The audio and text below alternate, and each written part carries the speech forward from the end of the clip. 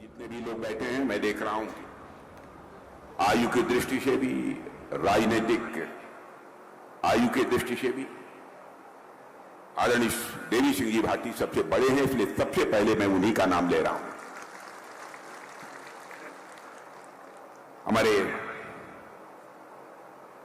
विधायक लूर्ड करण sir, cabinet मंत्री राजस्थान सरकार, हमारे सुमित गोदारा जी, सीआर चौधरी जी, बीकानेर भाजपा संभाग प्रभारी व अध्यक्ष किसान आयोग राजस्थान सरकार, पूर्व कैबिनेट मंत्री श्री हो गया आदरणीय देवी सिंह जी भाटी का नाम लिखा है, विश्वनाथ जी मेघवाल विधायक, श्री ताराचंद जी सारस्वत विधायक, श्री अंशुमान सिंह भाटी।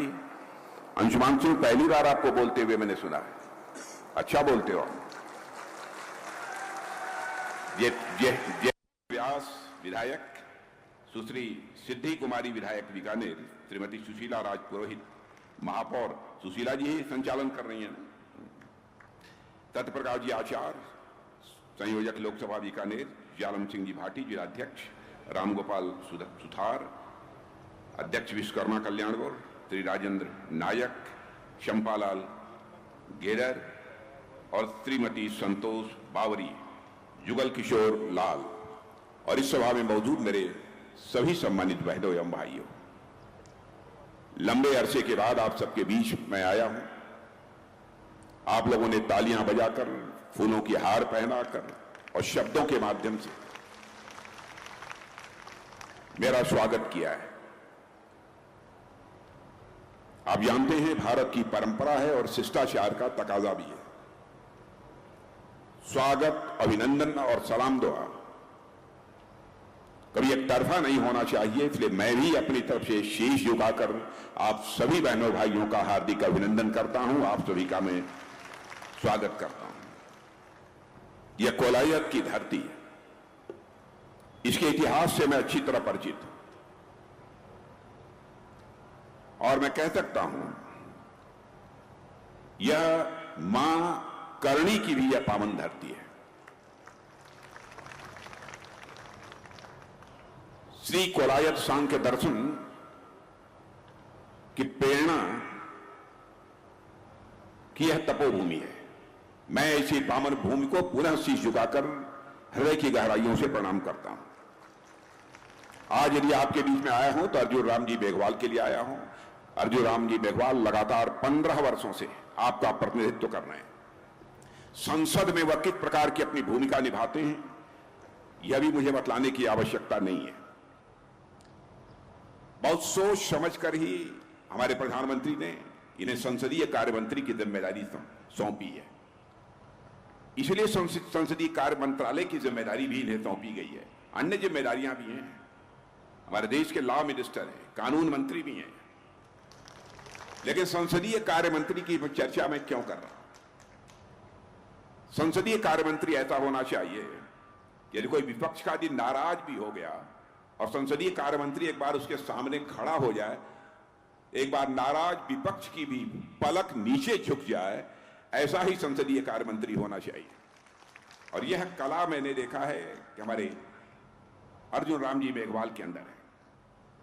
संसद में भी इन्हें सांसद रत्न अवार्ड प्राप्त हुआ, आप सब सौभाग्यशाली हैं। इन्हें सांसद महारत्न अवार्ड भी प्राप्त हुआ है और संसद में साइकिल से जाने वाले सांसद यदि कोई है तो आपके सांसद अर्जुन मेघवाल जी हैं। और प्राय हर चुनाव में आता हूं, लेकिन पहले जब मैं आया था, आज जब मैं आया हूं, जमीन आसमान का मुझे अंतर दिखाई दे रहा है, मुझे आनंद की अनुभूति हो रही। और यह माहौल देखने के बाद मुझे लगता है कि मुझे कुछ ज्यादा बोलने की आवश्यकता नहीं है। मैं इनसे जानकारी हासिल कर रहा था कि कांग्रेस के प्रत्याशी कौन है, तो उन्होंने कांग्रेस के प्रत्याशी का नाम बताया,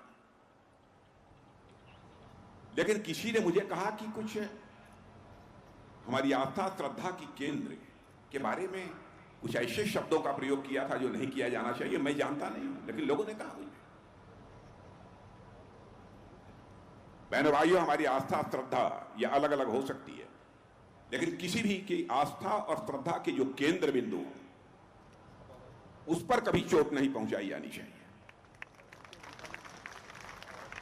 यदि कोई चोट पहुंचाने की कोशिश करता है तो मैं समझता हूं कि जितने भी निंदा की जाए वह कम है।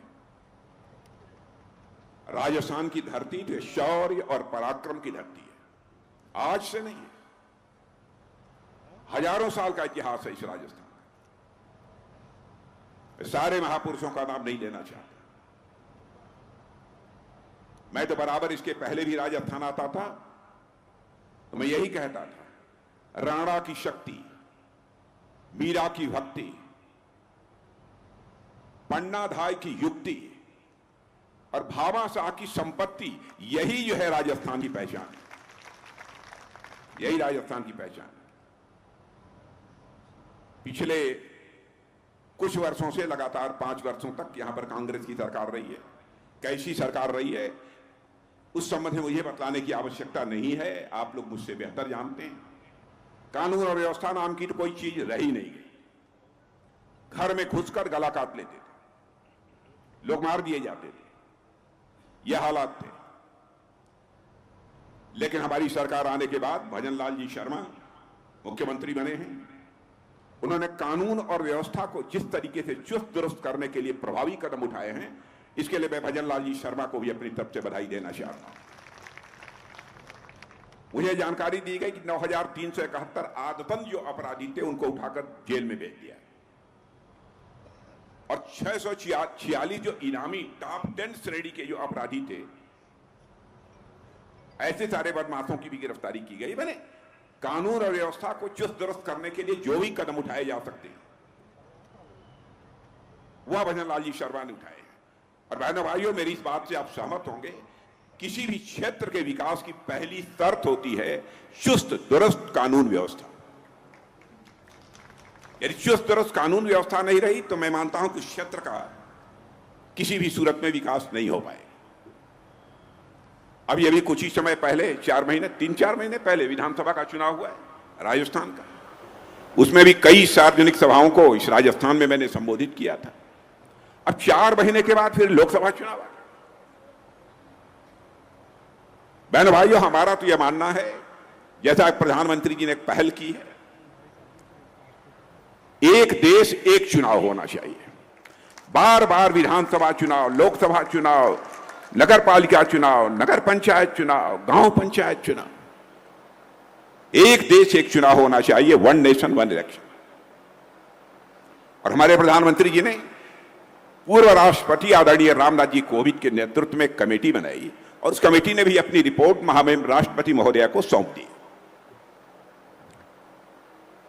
और मैं समझता हूं कि देश की जनता का इस संबंध में समर्थन प्राप्त होगा। वैसे कांग्रेस आदतन विरोध कर रही है, स्वभाव है उनका हर चीज का विरोध करना। मैं समझता हूं आपके समय की भी बचत होगी तथा संसाधनों की भी बचत होगी, धन दौलत की भी बचत होगी।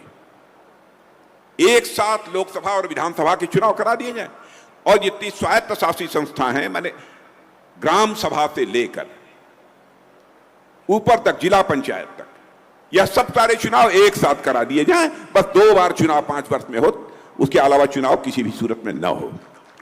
यदि आप सब यदि सहमत हैं तो मैं चाहूंगा कि आप सब तालियां बजाकर बताइए सहमत हैं। यहां तक हमारी सरकार का प्रश्न है, इस सच्चाई को कोई नकार नहीं सकता है कि अंतरराष्ट्रीय जगत में भारत की प्रतिष्ठा बढ़ी है। बहनों भाइयों, पहले भी मैं विदेशों में जाता था, अंतरराष्ट्रीय मंचों पर यदि हम कुछ बात बोलते थे, हमारी बातों को जिस गंभीरता पूर्वक लिया जाना चाहिए नहीं लिया जाता। बहनों भाइयों, 2014 में जब हम लोगों की बनी थी, उस समय केवल 600 करोड़ रुपए का सामान हम दुनिया के दूसरे देशों को एक्सपोर्ट कर पाते थे। अब 600 करोड़ कुछ नहीं होता। आपको जानकर यह खुशी होगी कि 10 वर्षों के अंदर ही वह करिश्मा हो गया है, 21,000 करोड़ रुपए का हम लोगों ने एक्सपोर्ट दुनिया के दूसरे देशों को किया है और दुनिया की टॉप 25 एक्सपोर्टर कंट्रीज में आकर हमारा ये भारत खड़ा हो गया है। और मैं यह भी जानकारी आपको देना चाहता हूं, इंजन भारत में नहीं बनता था, बहनों भाइयों, एक साल के अंदर देख लेना, भारत की धरती पर इंजन बनेगा, भारतवासियों के हाथों से इंजन बनेगा।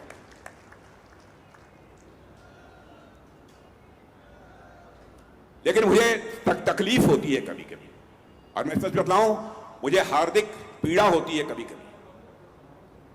जो हमारी सर्जिकल स्ट्राइक होती है, मैं उसमें गृह मंत्री था इस देश का। सर्जिकल स्ट्राइक होती है, एयर स्ट्राइक होती है, हम घुसकर मारते हैं। ये कांग्रेस के लोग उस पर सवालिया निशान खड़ा करते हैं।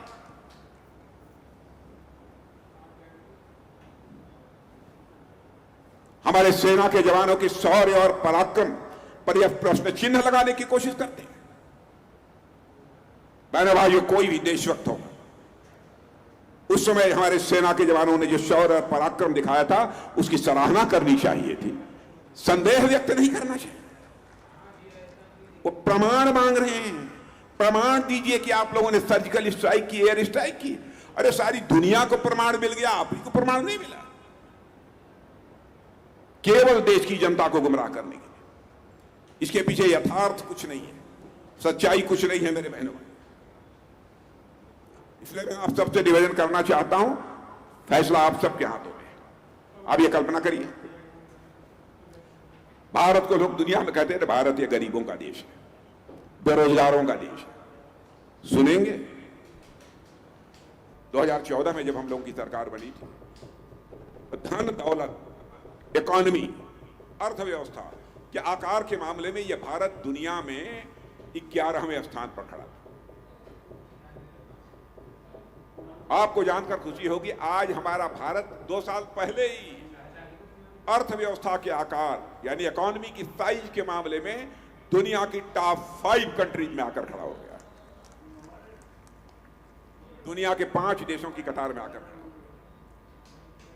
और आज मैं कहकर जा रहा हूं, अब मैं ही नहीं कह रहा हूं, दुनिया की फाइनेंशियल फर्म जो कि आर्थिक मामलों की समय समय पर समीक्षा करती रहती हैं, रिपोर्ट देती रहती हैं, उन फाइनेंशियल फर्म ने कहा है अब वह दिन दूर नहीं है कि 2027 प्रारंभ होते होते ही भारत दुनिया की टॉप 3 कंट्रीज में आकर खड़ा हो जाएगा मेरे बेटे। अमेरिका होगा, चाइना होगा, उसके बाद दुनिया में कोई देश होगा तो उस देश का नाम होगा भारत। यह भारत की हैसियत सारी दुनिया में बनी है। बराबर पहले घोटाले पर घोटाले, घोटाले पर घोटाले। और ये कांग्रेस के लोग कहते हैं कि भ्रष्टाचार पर इन्होंने रोक नहीं लगाई। बहनों भाइयों, अपने कलेजे पर हाथ रखकर खुद से यह सवाल पूछिएगा, जब भी कांग्रेस की सरकार रही है, कभी चीप घोटाला, कभी चीनी घोटाला, कभी कुछ घोटाला, कभी 2G घोटाला, कोई न कोई घोटाला बराबर हुआ। यहां तक कि कांग्रेस के मंत्रियों को जेल की हवा खानी पड़ी। क्या कोई मां का लाल यह कह सकता है कि 10 वर्ष हो गए मोदी जी के नेतृत्व में सरकार चलते हुए, भारत ही नहीं दुनिया का कोई व्यक्ति उंगली उठाकर हमारी सरकार के ऊपर भ्रष्टाचार का आरोप नहीं लगा पाया है मेरे बहनों भाई। और कांग्रेस के मंत्रियों को, कांग्रेस की सरकार थी, कांग्रेस के मंत्रियों को 2G घोटाले में जेल की हवा खानी पड़ी। आप कल्पना करिए। और ये हमको भ्रष्टाचार की पाठ पढ़ा रहे हैं। मैं याद दिलाना चाहता हूं, राजीव गांधी जी भारत के प्रधानमंत्री थे। जानते हैं उन्होंने क्या कहा था? उन्होंने कहा, मैं उनकी नीयत पर संदेह नहीं करना चाहता, मैं किसी भी प्रधानमंत्री की, चाहे दूसरे पार्टी का प्रधानमंत्री क्यों न हो, मैं कभी आलोचना नहीं करता, क्योंकि मैं यह मानता हूं प्रधानमंत्री व्यक्ति नहीं होता है, प्रधानमंत्री संस्था होता है। प्रधानमंत्री इंडिविजुअल नहीं है, इंस्टीट्यूशन होता है। इसलिए मैं राजीव गांधी की आलोचना नहीं कर रहा हूं, लेकिन मजबूरी जाहिर करते हुए उन्होंने कहा कि मैं क्या करूं, मैं 100 पैसा ऊपर से भेजता हूं, लेकिन नीचे पहुंचते पहुंचते मुश्किल 14 पैसा लोगों की जेबों में पहुंच पाता है। ये राजीव गांधी ने कहा था, मैं नहीं कह रहा। असहाय थे प्रधानमंत्री रहते हुए, लेकिन उस चुनौती को पहली बार किसी ने स्वीकार किया तो हमारे प्रधानमंत्री ने। और सरकार बनने के साथ ही मुझे याद है जब पहली मीटिंग थी 2014 में, जो सरकार बनी थी, प्रधानमंत्री जी थे और मैं था, हम दो लोग केवल उस बैठक में मौजूद थे और सारे अधिकारी बैठे थे। मैंने स्वयं पूछा, मोदी जी ये बताइए कि ये खाता सबका खुलवा रहे हैं, क्या होगा? कह राजनाथ जी बाद में बतलाएंगे, इस बैठक के बाद करिश्माई काम हो। मुझे कल्पना नहीं थी, सबके खाते खुल गए। अब दिल्ली की बैंकों से 100 पैसा यदि निकलता है तो 100 का 100 पैसा आपकी जेबों में पहुंचता है। बहनों भाइयों, एक पैसा भी भ्रष्टाचार की भेंट नहीं चढ़ने पाता। भ्रष्टाचार केवल भाषण देकर नहीं समाप्त किया जा सकता। भ्रष्टाचार को यदि समाप्त करना है तो सिस्टम में बदलाव लाना पड़ेगा, व्यवस्था में बदलाव लानी पड़ेगी, तब जाकर भ्रष्टाचार समाप्त होगा। कई ऐसे कदम, अब कोरोना के दौरान जो स्थिति पैदा हुई थी दुनिया के हर देश, आप ये कल्पना करिए, दुनिया का अकेला देश भारत है जहां पर कि नागरिकों को 3-3 कोरोना की डोज लग गई, वैक्सीन की, कोरोना वैक्सीन की डोज 3-3 लग गई है। अमेरिका जैसे देशों में भी बहनों भाइयों हर नागरिक को 3 डोज कोरोना की नहीं लग पाई है, वैक्सीन की। हम भारत को उन्नत शिखर पर ले जाना चाहते हैं, ये हमारे दिल की एक तड़प है, और जो कहेंगे वह करेंगे। हमारे घोषणा पत्र को उठाकर देख लीजिए, जो हम लोगों ने कहा वो हम लोगों ने किया। धारा 370 समाप्त करने की बात हम लोगों ने कही थी, संसद के दोनों सदनों में बहुमत मिला, चुटकी बजाकर हम लोगों ने धारा 370 को समाप्त कर दिया। हमने कहा था 3 तलाक की प्रथा को समाप्त करेंगे, बहुमत मिला, चुटकी बजाकर 3 तलाक की प्रथा को समाप्त कर दिया। बहनों भाइयों, चाहे हिंदू की, मुसलमान की, ईसाई की, पारसी की, यहूदी की, या दुनिया में कोई भी मां बहन क्यों न हो, किसी जाति और किसी धर्म की क्यों न हो, हम उसको मां बहन ही मानते हैं। यह हमारी सोच है। हमने यह नहीं देखा कि हम किस धर्म के लोगों के लिए कर रहे हैं। हमको लगा कि जुल्म हो रहा है हमारी उन बहनों के साथ जो केवल शादी हो जाने के बाद 3 बार तलाक तलाक तलाक बोलकर छुट्टी कर दी है। 3 तलाक के कानून को समाप्त कर दिया। जो हम कहेंगे वह करेंगे, और आज कहकर जा रहा हूं, भारत को हम बुलंदियों तक ले जाएंगे। बहनों भाइयों, भारत जाकर रहेगा। मोदी जी का हौसला देखिए। कभी कभी मैं बैठता हूं तो मैं कहता हूं, कहां से आपको इतनी ऊर्जा आती है? सारा 24 घंटे देश कैसे आगे बढ़ेगा, हम रहें न रहें, यह देश रहना चाहिए। यह हसरत यदि किसी के अंदर है तो हमारे प्रधानमंत्री के अंदर।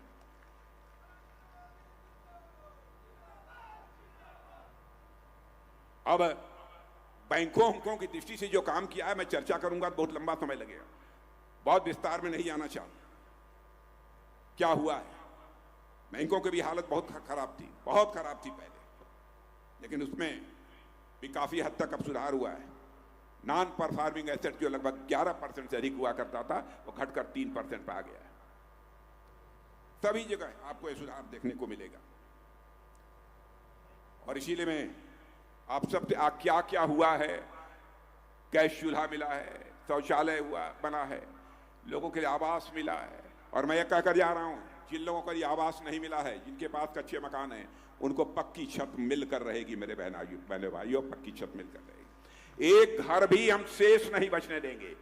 राजस्थान की अपनी माताओं बहनों को भी घड़े पर घड़ा पानी से भरकर घर ले जाने की जहमत उठानी पड़ती थी। भारतीय जनता पार्टी की सरकार इसको नहीं होने देगी। मैं अपनी राजस्थान की माताओं और बहनों को आश्वस्त करना चाहता हूं, काम हुआ है राजस्थान में भी, नलों से घरों में पानी पहुंचा है। जो शेष बचे होंगे वहां पर भी यह काम निश्चित रूप से होगा। सब तो सब, दिल की बीमारी हो जाती थी, स्टंट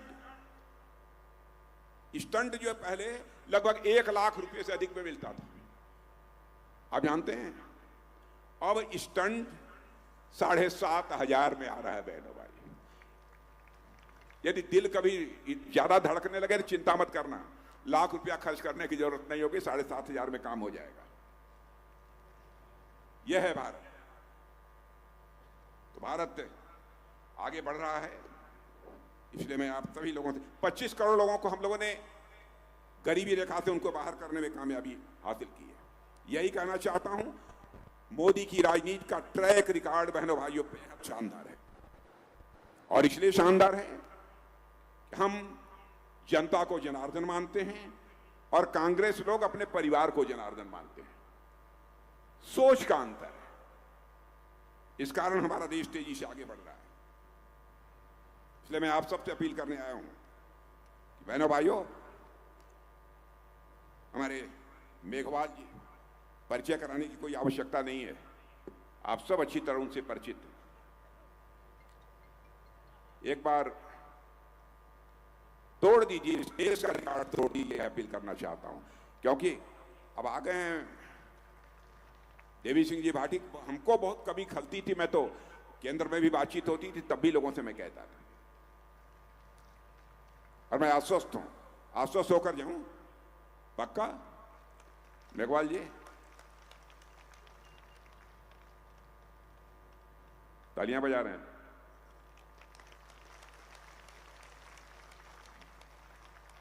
बहनों भाइयों, आप सबसे मिलकर बहुत खुशी हुई। लंबे समय के बाद आया हूं, लेकिन पूरी तरह से दुरुस्त आप लोगों के बीच आया हूं। और जैसा मैंने कहा कि मंच पर आदरणीय देवी सिंह जी भाटी को देखकर मुझे बहुत सुखद अनुभूति हुई।